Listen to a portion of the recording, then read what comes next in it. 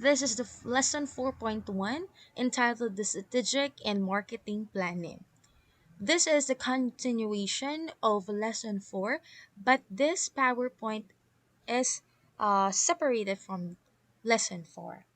Okay, so the lesson objective is the learners shall be able to distinguish between strategic and marketing planning in terms of objectives and processes.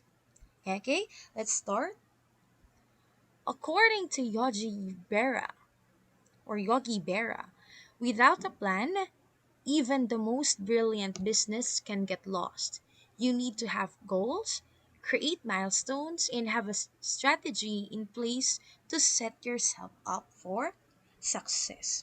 Okay, sabi niya, pag wala daw plano kahit yung mga matatalino, magagaling, ay can get lost because you have to set plans. You have goals, right? You have different strategies. And saan mo yun sisimulan? You need to plan those strategies and make it an action. Diba? That's why we are implementing strategies or executing strategies, right? So every action, we should plan for it. Every strategy, we have to plan for it. Because if we have planning, we can think if is it good or not. Okay? Strategic planning. It is the art of creating specific business strategies, implementing them, and evaluating the results of executing the plan to achieve long-term goals. Okay? The managerial process of creating and maintaining a feed between the organization's objectives and resources and evolving market opportunities. Okay, in here is strategic planning, like what we have discussed in the previous PowerPoint. It is just the same content. Okay, the aim of the strategic planning is to shape the company's businesses and also its products so that they can yield target profits and growth. Okay? In terms of strategic planning, you are planning for your strategies so that your business will grow better. Okay? We have different strategic marketing process. First one is the mission identification, next situation analysis, next objective setting, fourth is marketing strategy development, and lastly the strategy evaluation and control. So the mission identification, yung mission, yung benefit. Sino ba ang most makakapag-benefit ng sa business mo? Yung customers. Okay? We will discuss it separately. So it means we have 5 steps. Okay, step 1, the mission identification. Mission, it defines what an organization is, why it exists, its reason for being, its primary customers, the products and services it produces, and its geographical area of operation. It should be articulated. Okay? So, sa mission, ano ba ang number one mission natin? For us to become successful or for you to have a business that is successful, you need to satisfy your customers. Ano ba ang mission mo? Ano ang purpose mo? Ano ang agenda mo? Ano ang goals mo? Siyempre, laging sa customers. Okay, gusto mo lumaki ang benta mo. So, anong mangyayari? Dapat maibigay mo sa customers yung hinahanap nila. Okay? Bakit ba 'to nag-e-exist? For example, like yung example ko sa previous video, if ever na you have a herbal business, ano ang why it exists? Ano ang purpose mo? Makapagpagaling o makatulong sa pagpapagaling ng may sakit, tama? So, to become successful in terms of giving benefits to your customers, it means you are giving benefits. Let's have an example. One example is the Jollibee's mission. Ano ba ang mission ng Jollibee? To serve great tasting food, bringing the joy of eating to everyone. Tignan nyo ang pangalan ng chicken nila. It's Chicken Joy. Ano ang mission nila? To give joy of eating. It means gusto din nila makapagbigay ng mga masasarap na pagkain. So that is a mission identification. Let's proceed sa step 2, the situation analysis. Okay? Ma'am, na-discuss nyo na po yan sa last PowerPoint. That's why this is just lesson 4.1. Okay? Situation analysis. You have to assess and evaluate market situation. Using what? The SWOT analysis, or the strengths, weaknesses, opportunities, and threats, to assess the firm's marketing microenvironment. And PESTEL analysis. Ano po ang PESTEL? The political, economic, social, technological, environmental, and legal. To evaluate its microenvironment. Nung nakarang PowerPoint, di ba po nakalagay lang doon PES? Ano ang sabi ko? It is PESTEL. And we will discuss it today. The SWOT and the PESTEL analysis. Again, anong sabi ko dun sa SWOT? The strengths and weaknesses, it's inside. This is the internal. Okay? Or, these are the internal factors. And opportunities and threats, those are the external factors. Okay? We will discuss it one by one. What is SWOT analysis? The strengths, the weaknesses, the opportunities, and the threats. Okay, let's start with letter S, the strengths. Okay, keep in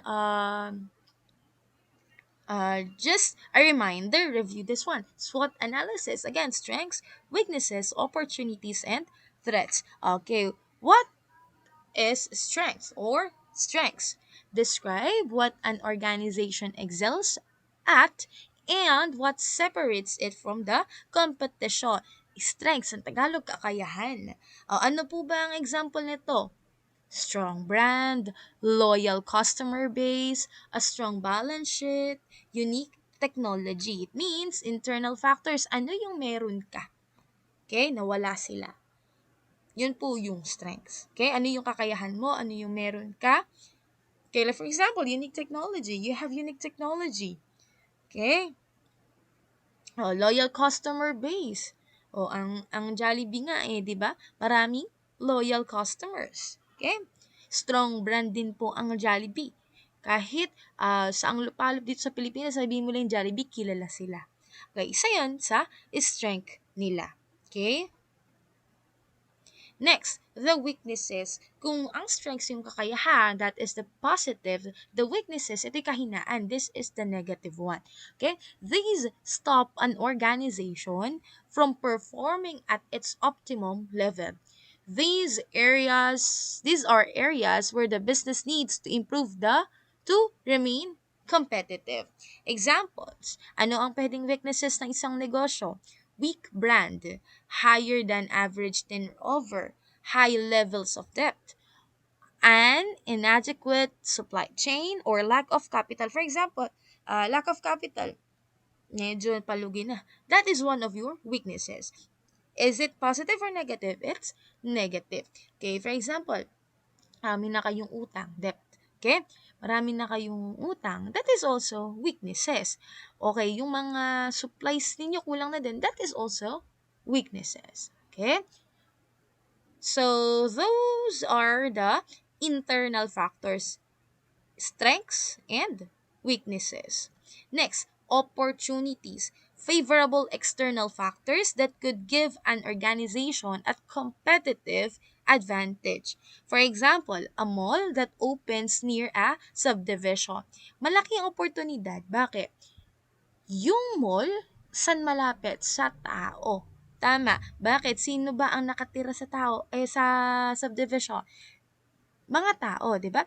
Ang business ang lumalapit sa mga matataong lugar. So, dito sa opportunities, yung mall na nag-open sa subdivision, may opportunity po ba doon? Yes. It's their opportunity to have high sales because they will have many customers there. Next, for the threats. Factors that have the potential to harm an organization. Ang opportunities, this is positive. However, the threats, this is the negative factor. Examples are rising costs for materials, increasing competition, tight labor supply. For example, yung um, lakas ng competition mo. Okay, gaya nga po na sabi ko nung nakaraan sa video, na ang threats po mostly dito pumapasok yung mga competitors. Okay? Bakit? Di ba natatakot ka kapag lumalaki ang sales ng competitor mo at ikaw ay napag-iiwanan? Threats yun. Natatakot ka. And also, dito ka makakapag-isip na ng paraan kung paano ka mas magiging lamang sa kanila. Okay? Ito po yung threats. Okay? Let's proceed the pestle analysis, or pwede rin po itong maging baliktad. It can be pestle or pestle. Okay? P stands for political, economic, social, technological, legal, and environmental. Okay. For the political factors in having a business, we should also analyze these factors. Gaya nga po ng sinabi natin, ito po ay under pa ng situation analysis. If ever you are analyzing your business, you have to analyze these factors, the pestle or the pestle analysis. Okay, we are done with the SWOT. So we will proceed to the pestle analysis. Ano po ang kailangan nating i-analyze in pestle analysis? Number one, the political factors. Mapasok po dito ang government regulations, taxation, trade policies, import restrictions. Okay, dito po mapasok yung mga taxes. Okay, restrictions sa pagpasok ng mga products. Okay, economic factors. Ito po yung interest rates, unemployment rate, inflation rates, and purchasing power. Okay, ano po ba yung purchasing power? Okay, ito po yung amount of products and services na pwede mo lang bilhin. Okay? Sa inflation rates naman po, ito naman po yung tumataas yung presyo. Okay, ng goods and services.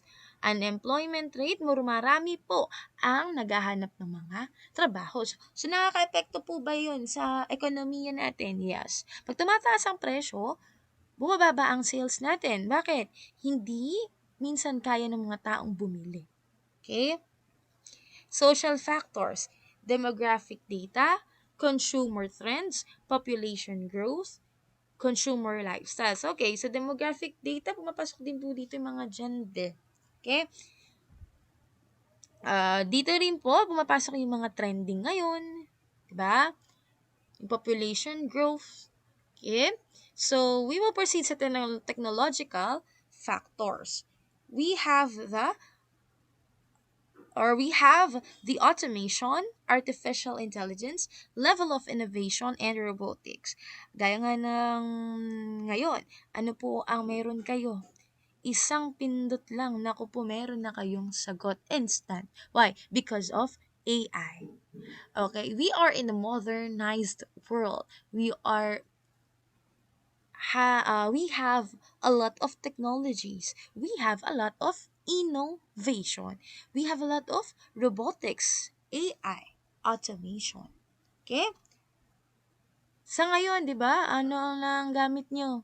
Mga AI. Ngayon, gumagamit pa ba kayo ng libro? Minsan hindi na. Gumagamit na lang kayo ng mga Google. Ginagamit nyo na lang yung PowerPoint na binibigay ng inyong mga teachers. Okay? Also, in business, level of innovation, gaya ng Jollibee. Ano po ang meron sila? 'Di ba? Hindi na sila kumukuha ng order nyo one by one. Ano na, pinipindot nyo na lang sa screen. Tama? Okay. So it means nag-i-improve na ang technological factors. Next, environmental factors. Siyempre, pumapasok po dito ang pollution, temperature, global environment issues, climate change. For example, tatayo ka ng business mo, ng mga shake. Ito po ba ay magiging mabenta kapag ito po ay malamig ang panahon or tag-ulan? Siyempre, you should also analyze those factors. Next, legal factors, consumer rights and laws, product labeling and safety, copyright, issuance of business permits. O, di ba po? Ito po, gumagamit po tayo dito kapag meron tayong negosyo, we have business permits. Legal po ba kayo? Okay, product labeling, 'di ba? You should not copy the logo, the name of a product. Okay, it means you should be unique. Okay po. So, those are the pestle analysis. Okay? So, we are done with step 2. We will proceed to step 3, the objective setting. Okay, gaya nga po ng na-discuss natin nung nakaraan. Nako, kung kayo ang nanood. We use SMART, the specific, measurable, attainable, realistic, and time-bound as basis for strategy selection and development. Pag po sinabing specific, ito po ay well-defined. Ito po ay brief. Ito po ay on point. Measurable. It is measuring your progress or accomplishment. Attainable or achievable. Okay? You can use the word achievable or attainable in A. Okay? Madaling maabot. Possible to achieve. Realistic. Within reach. Relevant to life. And time bound, it should be urgent. The you have to hit the target date. Okay. In the previous PowerPoint, we used achievable. In here, attainable. Okay? All of us marketing teachers use same PowerPoint. Okay. So, kung dito ginamit nila ay attainable and then yung isa po ay achievable, okay, accepted po parehas. You can use achievable and attainable. It's just the same meaning. Okay? Next, step 4, marketing strategy development. We have broad marketing strategies. Number 1 is cost leadership strategy. Number 2, differentiation strategy. And number 3, focus strategy. We will discuss it one by one. Number 1, cost leadership. It can be achieved through low-cost supply contracts, overhead expense control, economies of scale, and comprehensive cost-cutting efforts, among others. Okay, ano po ang example dito? Selling an item at a very low price compared to other competitors. Okay? It means you are selling products or services that is cheaper. Okay? Or at a very low price compared to your competitors. Kapag ka mas mura yung sa'yo, 'di ba? Mas pupuntahan ka. For example, yung mix and match ng Jollibee, it's just 75. If you go sa McDo, ang mix and match nila is around 89 pesos. Ano ang mas mura? Yung Jollibee. So it means sa kompetensya po, gaya nga ng sinabi ko, if you have a competitor, you need to be better. You need to think way on how you will be better than them. Okay? Pero syempre, kung bibigyan mo ng murang halaga yung iyong produkto, dapat ito din ay hindi ka malulugi. Baka kasi mamaya, yung kakompetensya mo, for example, Big Brew, 29 pesos, right? For example, naisip ko, 29 ng Big Brew, ano? Okay, magtayo ka naman. Example, ang business mo ay small brew. Okay. Okay, ang gusto mong halaga ay 19 pesos. O, isipin mo, kung ikaw ay kikita, baka mamaya, binigyan mo nga ng 19 pesos, marami nga bumili sa'yo, lugi ka naman. Diba? Siyempre, you should also plan for it, diba? You should also think before you click. Okay? Next, differentiation. Seek to achieve superior product attributes and features that are different from industry competitors. Ano po ang example nito? A mobile phone brand designs its products with unique features. That is why the company can sell it at a premium price. Kaya ang premium prices, ito po yung higher prices than competitors to create high impression sa inyong produkto. Gaya po ng Apple phone. Ito po ba ay mahal? Yes. Ito po ba ay mahal compare po sa ibang brand? Yes. However, kahit po sila ay mahal, nagbibigay po ba sila ng high impression? Yes. Why? In terms of camera, malinaw po ba to? Yes. It also enhances their brand image. Pag sinabing Apple, maganda ang quality. Alam na mamahalin, pero maganda ang quality because of the product attributes and features compared with the different industry competitors. Okay? Next, focused, also called as niche strategy. Efforts are concentrated on a relatively small but profitable market. The development of products and services primarily ensures that the needs and wants of this market are addressed and that satisfaction is provided. Okay, ito po ay nag-stand out sa competition because it attract people who can't resist buying. Bakit? Ini-ensure nyo dito na ang needs and wants ng inyong mga customers ang inyong ibinibigay because it just focuses on small group of buyers. Yung needs and wants nila na ibibigay ninyo. That's why they cannot resist. Di na sila makakahindi. And also sa focus, ito nga po, ito yung sinasabi dito, relatively small pero profitable market. It means kumikita ka pa din. Bakit? Kasi yung mga buyers mo, na ibibigay mo ang gusto at ang kanilang pangangailangan, kaya bumabalik sa inyo. Okay? So, ito po, yan po yung broad marketing strategies. Okay? Those are the broad marketing strategies. Okay. We will now proceed to subcategories of strategies. Number 1, forward integration. Number 2, backward integration. 3, horizontal integration. 4, market penetration. 5, market development. 6, product development. 7, related diversification. 8, unrelated diversification. Number 9, retrenchment. 10, divestiture. And 11 is liquidation. Okay? So we will discuss it one by one. Number 1, the forward integration. It involves gaining ownership or increased control over distributors or retailers. Example, before, Coca-Cola outsourced its truck used for distribution. Now, they choose to buy their own trucks. Okay? Ito po yung strategy nila to reduce costs and improve efficiency. Okay, ngayon, may truck ang mga Coca-Cola na makakapagbigay sa kanilang mga retailers, makakapagbigay sa kanilang mga distributors, makakapagbigay sa kanilang mga buyers. It means they have their own truck. Okay? It reduces costs. Okay? Number 2, backward integration. It involves gaining ownership or increased control over suppliers. Ano po yung example nito? Nestle Philippines purchasing a cow farm and dairy facility. Ang Nestle Philippines pa, di ba, mga milk.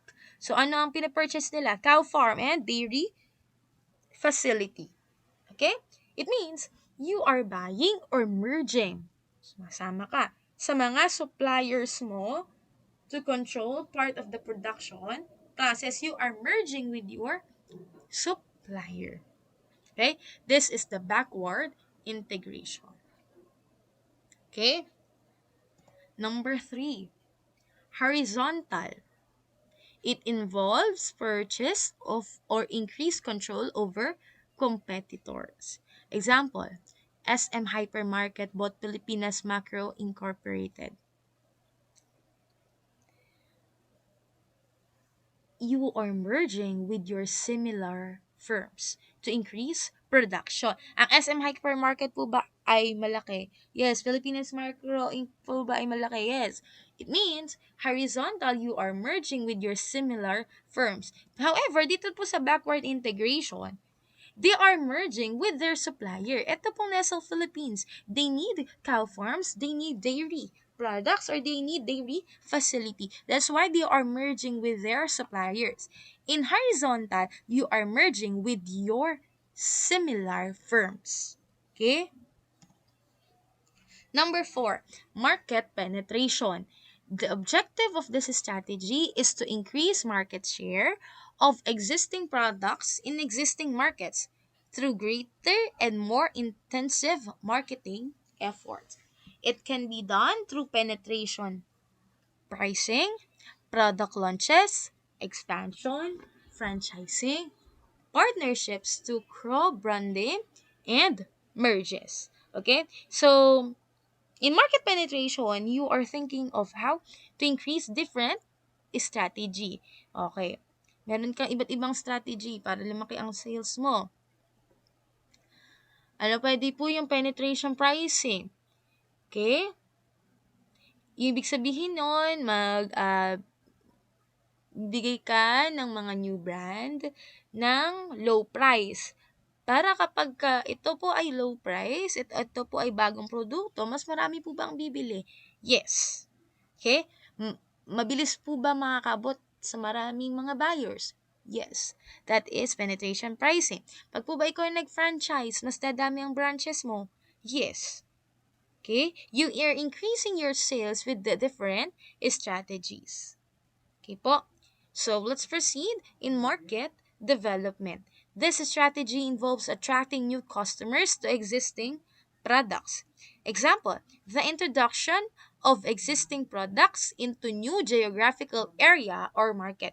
Ibig po sabihin sa market development, you are introducing existing products sa new markets.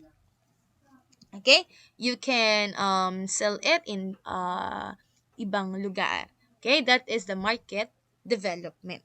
Okay po. In product development, creation of new products for existing markets. You are creating or improving existing products to meet the needs and wants of the customers. Okay. Ito po bang phone na to? May gumagamit pa rin po ba nito at dadalhin sa school? Okay, wala na, 'di ba? Kung makikita po ninyo, ito ang nag-i-improve, 'di ba? From this one to this to this to this up until na naging touchscreen na ang ating mga cellphone. 'Di ba dati may touchscreen man pero maliliit. Okay? Ngayon na yung mga cellphone, malalaking touchscreen na. Okay. Nag-develop po ba yung product? Yes. Okay? Dati, the keypad. Okay, siguro wala naman na halos sa inyo na nagdidikipad ngayon at dadalhin sa school, ano? Kasi siguro hindi, yung ibang mga dikipad kasi hindi na, di ka naman pwedeng makapag-Facebook. Example, ito. Alam mo siguro Facebook Messenger dyan. Dati, text and call lang. Ngayon, Messenger na, free data, pwede ka nang makipag-chat. Okay? So, product development, creation of new products for existing markets. It means you are improving your product. Number 7, related diversification. When the new business is related to the company's existing business activities. Example, you are expanding business operations similar to your operations. For example, yung Apple. Lahat po ba na ito ay technology? Yes. Cellphone. Connected po ba ito dito sa AirPods? Connected po ba ito sa iPad? Okay. Meron na rin po tayong mga laptops and computers na Apple. Okay. Sabihin, related diversification. They are all technologies. Okay. However, in unrelated diversification, when an organization expands into a totally new line of business. Okay? Ito po yung product, services, or markets that are unrelated or not linked to its current businesses or industries. Okay, gaya nito. Ang Lay's po ito'y chichirya. Mountain Dew ito'y soft drinks, right? Lipton, tea. Okay? Ito naman po ay Mirinda, soft drinks. Cheetos, ito ay chips. Okay? So, ayun yung unrelated diversification. Okay? And the next one is retrenchment. Okay? This involves halting or reversing declining sales and profits through cost or asset reduction. Okay? Example, a company laying off 25% of its employees. Ibig po sabihin nito, nag-reduce na sila ng number of employees, reduce operations, they also reduce costs. But they improve performance. For example nito po ay yung, sabi ko, yung Jollibee. Di ba po, kung makikita nyo yung mga crew nila ngayon and employees, they are not the same as before na ang daming nagbibigay or ang daming crew na nagakit ng food mo, na nagdadala sa table mo. Ngayon, ano na, you are just looking at the monitor and then, pag nakita mo yung number mo, kukunin mo self-service na halos. You're also the one na i-click yung or pipindutin po yung TV. Para siyang TV, di ba? Yung parang screen. And then, you're going to choose. Ano ang bibigay mo dun sa may cashier? Only the slip, right? A piece of paper na nandun na yung number mo and nandun na yung mismong order mo. Connected na yon dun sa kukuhanan mo ng orders mo. Diba? Bumaba po ba ang number ng employees? Yes. Nag-improve po ba yung performance? Yes. Napabilis nga. Hindi ka na yung tipo dati na sa sobrang haba ng pila, dun mo palang sasabihin, dun ka palang mag-iisip ng o-orderin mo sa harap, 'di ba? Kaya nga tumatagal, lumahaba yung pila sa Jollibee, sa McDo, 'di ba? Kasi pagka nakapila ka, nun ka pala mag-iisip ng orderin mo. However, sa screen na pinipindot mo, dun pala nakakapili ka na ng o-orderin mo. Okay? Example din yung O-Save. Yung O-Save, di ba? Kung makikita nyo, iilan lang din ang employees doon. Hindi rin sila gumagamit ng plastic bags. Ano ang ginagamit nila? Boxes or bring your own plastics, or they are giving eco bag. Bibilin mo yon and then dadalhin mo nila sa susunod na bibili ka ron. They reduce employees, but they also reduce cost. Mura po ba bilihin doon? Yes. Hindi sila nagbabayad ng maraming employees. Hindi sila nagbabayad ng um, plastic bags. However, yung costs po ay bumaba. Okay? Number 10, divestiture. This involves selling a division or part of an organization.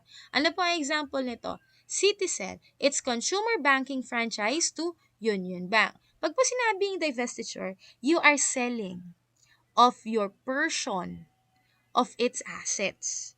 Yung mga napundar mo na, yung mga meron ka na, you are selling your portion or you are disposing a business unit. Pwedeng through an exchange, pwede mo siyang ibenta, okay? Pwedeng binebenta mo yung parte ng organization mo kasi pwedeng nag-bankrupt ka na, pwedeng hindi na ganun kalaki o hindi na ganun kalago like before. So, pwede kang mag-sell ng division or part ng iyong organization. However, when we say liquidation, ito na po yung involves selling all of the company's assets in parts or as a whole. Example, a retailer couldn't find any buyer of the whole business. That's why he closed to sell off his assets like equipment, furniture, and inventories. Okay? You are already distributing all your assets and converting it into cash equivalents. It means binebenta mo na lahat, napundar mo, yung assets mo, nabenta mo na. Yung buong pwesto mo, nabenta mo na. Okay, pwede mo tong ibenta ng, yun, yung mga equipment, bebenta mo na, isa, furniture, inventories, kumbaga, lahat. This is liquidation. Okay? So, ayun po, ito po yung 11. Yan. Ito yung 11 na subcategories na of strategies. Forward, backward, horizontal integration, market penetration, market development, product development, related and unrelated diversification, retrenchment, divestiture, and liquidation. Okay? Let us proceed to step 5, strategy, evaluation, and control. Ito na po, dito na po natin dinadala. Meron na tayong control. Meron tayong strategy, evaluation. We are evaluating. Okay. After the strategy is developed, periodic monitoring and evaluation are needed. This is necessary to identify deviations and make necessary adjustments and corrections.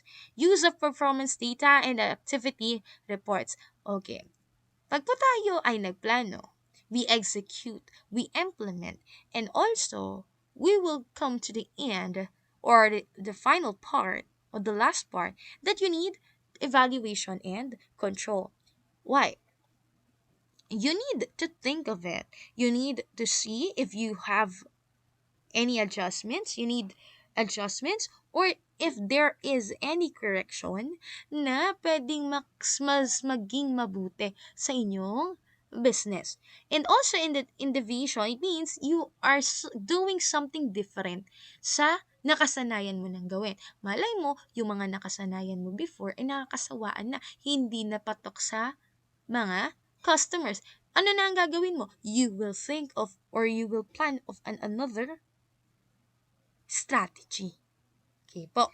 So, and the tactical marketing, na-discuss na rin natin ito sa previous PowerPoint, it refers to the actions a company undertake in order to execute an organization's strategy.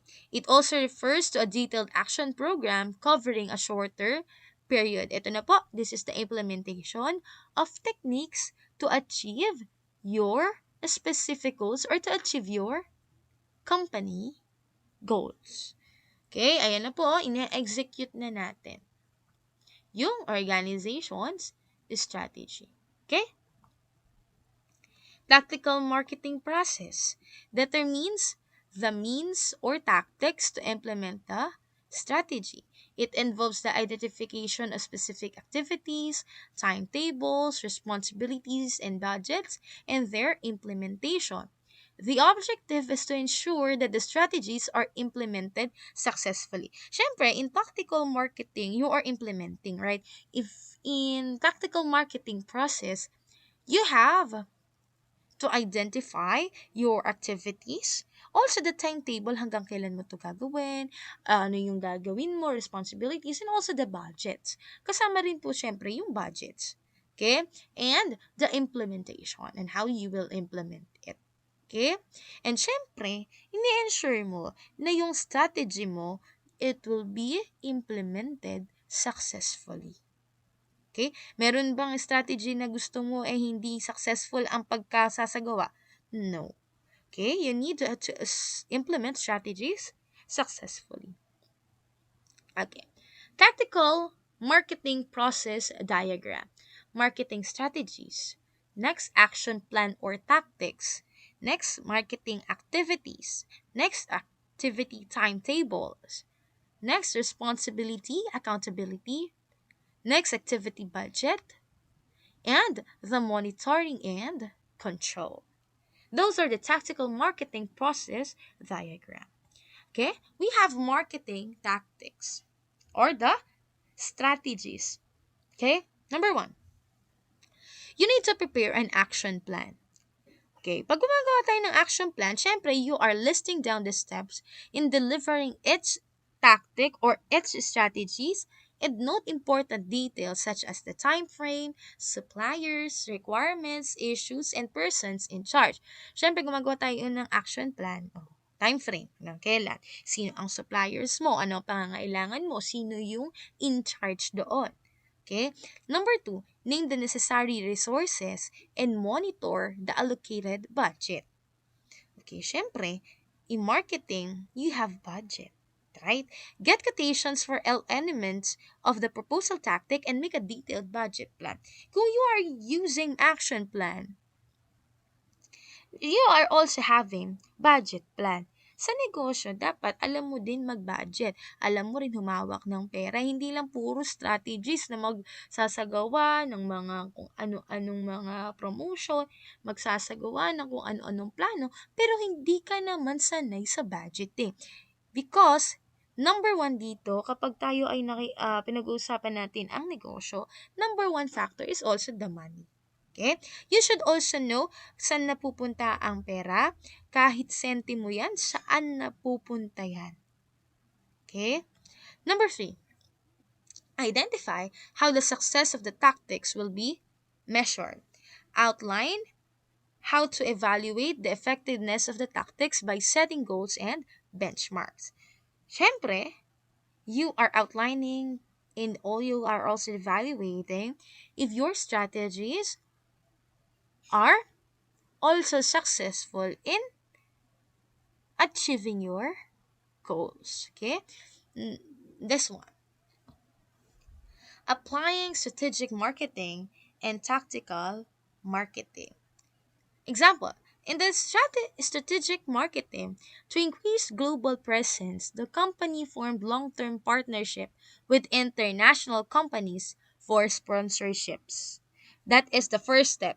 Okay, to increase the global presence, yung company mo, you are forming long-term relationship with international companies for sponsorship.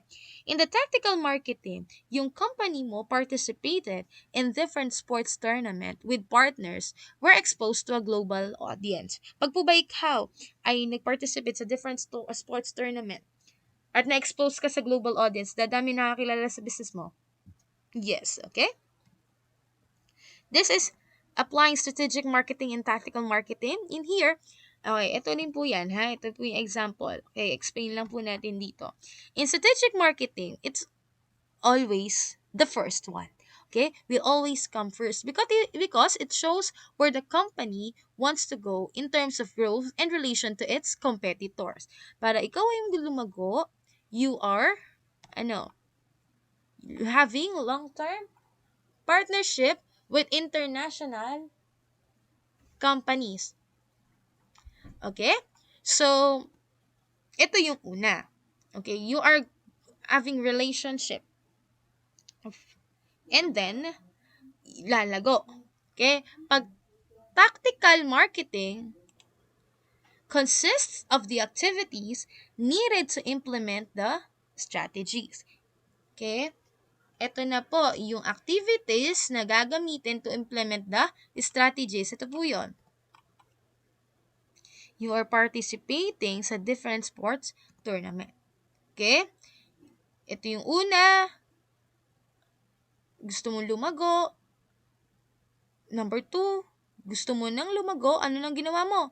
You are already having activities to implement your strategies. In short, ang strategic marketing, ito pong strategic marketing, this is the idea. Okay? Ang tactical marketing, this is the action. Okay? So, this is the end of our lesson 4.1.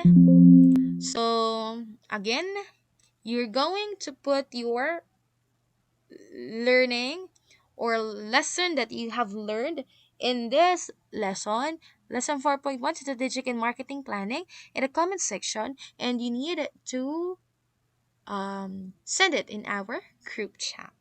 So, thank you so much. Have a good day. Keep safe, everyone.